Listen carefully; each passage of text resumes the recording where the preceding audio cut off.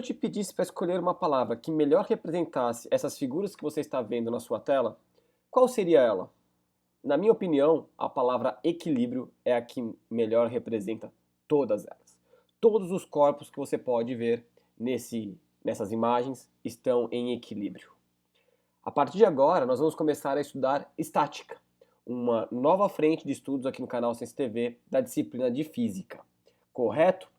Qual é a diferença que existe, então, para o conteúdo de estática em relação ao conteúdo de dinâmica? No conteúdo de dinâmica, os corpos possuíam aceleração, não é verdade?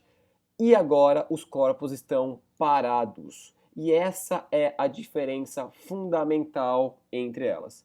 Mas nós vamos aproveitar muitas das coisas que nós vimos no conteúdo dinâmica. A aplicação das forças, como que elas agem, como que elas reagem.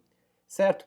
Mas vamos começar da seguinte maneira. Vamos tentar entender então o que leva, do ponto de vista matemático, aos corpos estarem em equilíbrio. Você lembra da segunda lei de Newton? A segunda lei de Newton nos dizia o seguinte, que a força aplicada num corpo é igual ao produto da massa pela aceleração. Ora, uma vez que os corpos estão parados, isso significa que a aceleração deles é nula, é zero metro por segundo ao quadrado. Vamos retomar um pouquinho essa ideia de aceleração? Se eu te afirmasse que um corpo possui aceleração igual a 0 metro por segundo ao quadrado, você poderia me afirmar se ele está em movimento ou se ele está parado? Não. A aceleração nos indica que a velocidade deste corpo não está variando se a aceleração for igual a zero. Ou seja, a aceleração é um valor, é uma grandeza que indica o quanto varia a velocidade de um corpo. Então, se eu estou te dizendo que a aceleração é igual a 0 metro por segundo ao quadrado, eu estou te afirmando que a velocidade desse corpo não está variando. Ou seja, se esse corpo está parado e a velocidade dele também é 0 metro por segundo, sendo a aceleração dele 0 metro por segundo ao quadrado, significa que ele vai continuar parado. O oposto é a mesma coisa. Se eu tenho um carro a 100 km por hora e a aceleração dele é nula, ou seja, não vai existir uma variação de velocidade e, portanto, a velocidade dele vai continuar sendo como 100 km por hora. Se eu acelero o carro, ou seja, se eu faço o motor produzir uma aceleração, eu aumento a minha velocidade de 100 km por hora para alguma outra, né? Depende do quanto eu vou estar acelerando esse carro. Então, olha que interessante. Uma vez que eu sei que os corpos estão parados, olha o que eu tenho. O produto da massa pela aceleração passa a ser a massa vezes zero. Qualquer valor da massa, seja ela 1 kg, 2 kg ou 1 tonelada, qualquer valor que eu assuma para a massa, vezes zero da aceleração, eu tenho então que a força resultante sobre um corpo vai ser igual a 0 newton. A força resultante que atua no corpo é igual a zero. Então, o que nós precisamos entender? Que quando eu tenho um corpo em equilíbrio, todas as forças que estão atuando sobre esse corpo têm como força resultante final o valor zero. E isso que eu te falei no belo e bom português, ou seja, a soma de todas as forças atuando no corpo é igual a zero, nós escrevemos assim do ponto de vista matemático, ó. A somatória de todas as forças será igual a zero. Então vamos imaginar uma seguinte situação. Eu tenho um bloco e este bloco está sendo puxado aqui para a direita com uma força de 10 newtons. Uma outra força, também de 10 newtons, puxa o bloco para a esquerda. Qual que é a força resultante que atua neste bloco? Então eu vou ter que a força resultante vai ser esses 10 newtons menos esses outros 10 newtons aqui. E isso é óbvio, né? Se as pessoas puxam com forças iguais, esse objeto vai ficar parado. 10 puxando para a direita. Subtraindo os 10 da esquerda, nós vamos então ter que a força resultante no corpo vai ser igual a zero. Isso nos volta a levar em consideração que se esse corpo tem massa, isso implica que a aceleração dele é igual a 0 metro por segundo ao quadrado. Ok? Esse é o conceito fundamental que a gente tem que ter na nossa cabeça. tá? As condições que nós temos têm que dar uma resultante zero. Perfeito? Eu vou fazer o seguinte, eu vou limpar a nossa lousa aqui, eu vou limpar e vou trazer para a gente essa outra imagem aqui. Vamos imaginar a seguinte situação. Eu tenho um teto, eu tenho o solo e presa ao teto, eu tenho uma mola. Essa mola, dela vai sair um cabo, uma corda, que estará então presa na outra extremidade a um bloco. Ok? Então, o que nós vamos ter aqui? Qual que é a ideia? Uma vez que eu solte esse bloco, o peso do bloco vai fazer com que este bloco tenda a descer. E essa mola que está presa, ela vai esticar, esticar, esticar, até o momento que ela não estica mais e esse sistema tudo fica parado. Ou seja, esse sistema entra em equilíbrio. Então, a mola deforma para baixo, uma variação que nós vamos ter aqui, então, x em seu comprimento.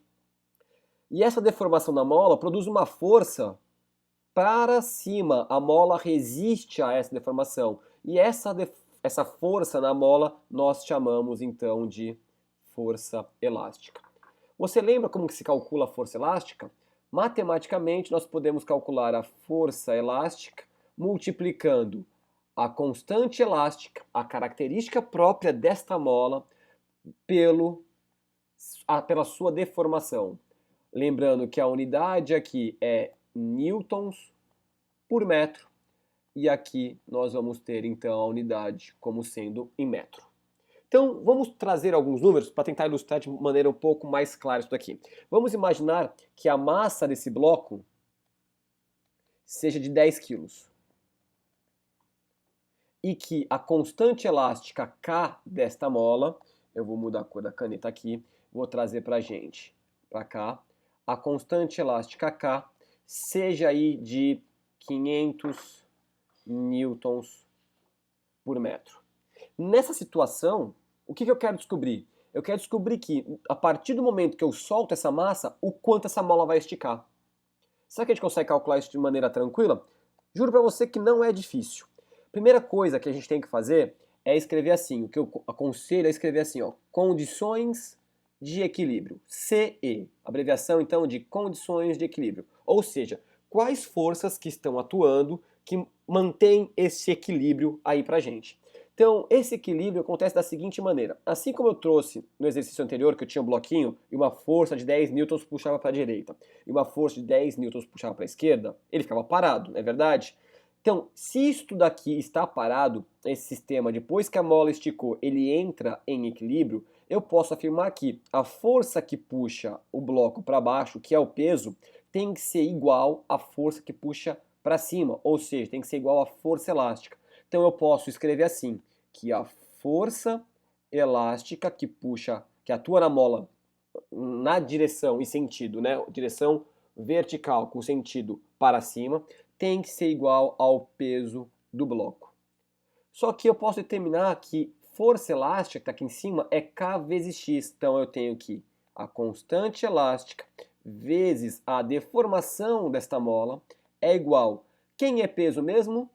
Você lembra? Força é igual a massa vezes aceleração. Aqui consideramos a aceleração da gravidade, então nós temos a gravidade puxando isso para baixo, com uma intensidade de 10 metros por segundo ao quadrado. Lembra disso? Então, quem é peso mesmo, então vai ser a massa vezes a aceleração, e no caso, para a gente, é a aceleração da gravidade. Se eu assumir os valores que eu tenho aqui, eu possuo o valor de K que foi me dado dessa maneira aqui. Eu possuo o valor da massa, que é de 10 quilos. Eu também possuo o valor da gravidade, que nós sabemos na Terra, nós consideramos, nós arredondamos para 10 metros por segundo ao quadrado. Eu tenho essas três grandezas, eu facilmente determino o valor de x. Basta substituir aqui. Então, vamos lá. O valor da constante são 500 newtons, que multiplica a deformação que eu quero descobrir. Isso aqui tem que ser igual a massa, que vale 10 quilos, vezes 10 da gravidade. Então eu tenho que 500x vai ser igual a 100, correto? X, portanto, será igual a 100 sobre 500. E eu posso simplificar a minha conta eliminando todos esses zeros. Ou seja, é 1 dividido por 5. E isso vai me dar como resultado 0,2. 0,2 o quê? A deformação é dada em metro. Então, 0,2 metro, que representa a mesma coisa que 20 centímetros. Perfeito? O mais importante nesse momento é você ter realmente compreendido a condição de equilíbrio, que é esta daqui. Neste caso, eu tinha que perceber que o peso puxa para baixo, a força elástica puxa para cima, a mola esticou até um ponto em que essas duas forças entraram em equilíbrio. Isso aqui ficou estático, ficou parado. E se, portanto, ficou parado, a força que puxa para cima tem que ser igual à força que puxa para baixo. Esse é o principal conceito. Se isso realmente ficou claro para você, você vai conseguir resolver qualquer problema de estática. Mas tem que realmente ter ficado claro na sua cabeça isso, certo? Na próxima aula eu vou trazer mais alguns exemplos de como calcular a relação entre essas forças num dado equilíbrio. Eu te vejo na aula 5.2. Um grande abraço.